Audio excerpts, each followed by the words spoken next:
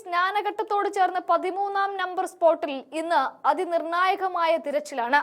കൊലയാളി കാട് കയറിയിരിക്കുന്നു എന്ന് തിരിച്ചറിഞ്ഞ ഒറ്റ നിമിഷത്തിൽ കാര്യങ്ങളെല്ലാം മാറിമറിയുകയാണ്. ധർമ്മസ്ഥലയിൽ ഏറ്റവും കൂടുതൽ മൃതദേഹം കുഴിച്ചിട്ടിട്ടുണ്ട് എന്ന് സാക്ഷി വെളിപ്പെടുത്തിയ 13-ാം നമ്പർ പോയിന്റിൽ ഡ്രോൺ റഡാർ ഉപയോഗിച്ചുള്ള പരിശോധനയാണ് ഇന്ന് നടക്കാനിരിക്കുന്നത്. മൃതദേഹാവശിഷ്ടം എന്തെങ്കിലും കണ്ടെത്തുന്ന പക്ഷം ഈ മേഖല കേന്ദ്രീകരിച്ച് വിശദമായ ഒരു അന്വേഷണം തന്നെ ഉണ്ടാകും. ശുചീകരണ തൊഴിലാളി മൃതദേഹം കുഴിച്ചിടുന്നത് കണ്ടതായ ഒരു സ്ത്രീയുടെ വെളിപ്പെടുത്തലും ഉണ്ടായിരുന്നു. പ്രത്യേക അന്വേഷണ സംഘത്തിന്റെ അടുത്തെത്തിയാണ് സ്ത്രീ ഇക്കാര്യങ്ങൾ തുറന്നു പറഞ്ഞത്. കഴിഞ്ഞ ദിവസങ്ങളിൽ പരിശോധന നടത്തിയ ബോളിയാർ വനമേഖലയ്ക്കടുത്ത് ശുചീകരണ തൊഴിലാളി മൃതദേഹം കുഴിച്ചിടുന്നത് കണ്ടു എന്നാണ് ഇവർ പറയുന്നത്. മൃതദേഹം കുഴിച്ചിട്ട ശേഷം ശുചീകരണ തൊഴിലാളി വീട്ടിലെത്തി വെള്ളം കുടിച്ചു എന്നും കുഴിയെടുക്കാൻ ഉപയോഗിച്ച തൂമ്പ കഴുകിയതായും അന്വേഷണ സംഘത്തിന് സ്ത്രീ മൊഴി നൽകിയെന്നും പുറത്തുവരുന്ന വിവരങ്ങളാണ്. കഴിഞ്ഞ ദിവസം 6 പേർ ഇത്തരത്തിൽ വെളിപ്പെടുത്തലുമായി രംഗത്തെത്തിയിരുന്നു. നേത്രാവതി സ്നാനഘട്ടിന് സമീപം രേഖപ്പെടുത്തിയ 13-ാം നമ്പർ സ്പോട്ടിൽ ശുചീകരണ തൊഴിലാളി മൃതദേഹം കുഴിച്ചിടുന്നത് കണ്ടു എന്ന് തന്നെയാണ് അന്വേഷണ സംഘത്തോട് ഇവർ ഉറപ്പിച്ചു പറയുന്നത്.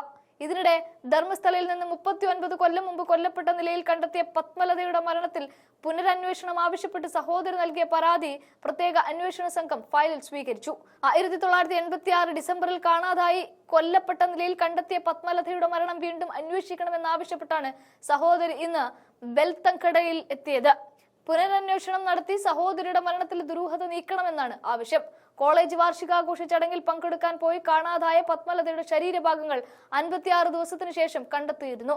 CID വിഭാഗം അന്വേഷണം നടത്തിയെങ്കിലും കാര്യമായ പുരോഗതി കൈവരിക്കാനാവാതെ വന്നതോടെ ഫയൽ ക്ലോസ് ചെയ്തു. പുതിയ വെളിപ്പെടുത്തലിന്റെ പശ്ചാത്തലത്തിൽ ഈ ദുരൂഹമരണത്തിൽ പുനരന്വേഷണം ആവശ്യപ്പെടുകയാണ് കുടുംബം. പരാതി SIT സംഘം സ്വീകരിക്കുകയും ചെയ്തു. ഇതിനിടെ ദേശീയ മനുഷ്യാവകാശ കമ്മീഷൻ ഇന്ന് ബെൽത്തങ്കടിയിലെ SIT ഓഫീസ് സന്ദർശിച്ച് വിശദാംശങ്ങളും തേടുന്നുണ്ട്. ധർമ്മസ്ഥല ക്ഷേത്രത്തിന് സമീപത്തെ ഗൊമ്മലബെട്ടയിലും സംഘം സന്ദർശനം നടത്തി.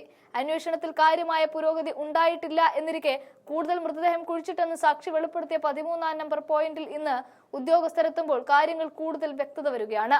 ഡ്രോൺ റഡാർ ഉപയോഗിച്ചാകും പരിശോധന. മൃതദേഹാവശിഷ്ടങ്ങൾ എന്തെങ്കിലും കണ്ടെത്തിയാൽ അപ്പോൾ തന്നെ വിശദമായ ഒരു പരിശോധനയിലേക്കും കടക്കുമെന്നാണ് അറിയാൻ കഴിയുന്നത്.